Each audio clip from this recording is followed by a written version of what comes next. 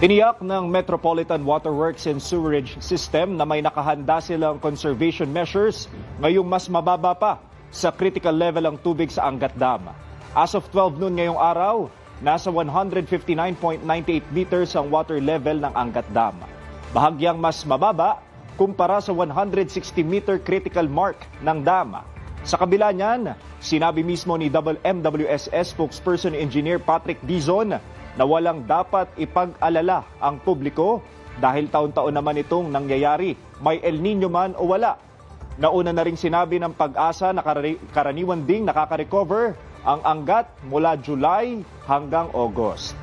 At dagdag din ng MWSS, maaari ring kumuha ng hanggang 710 million liters ng tubig mula sa Wawa Dam kada araw. Ang aming alokasyon na 52 cubic meter per second ay or nasa around 4,500 milyong litro ng tubig kada araw.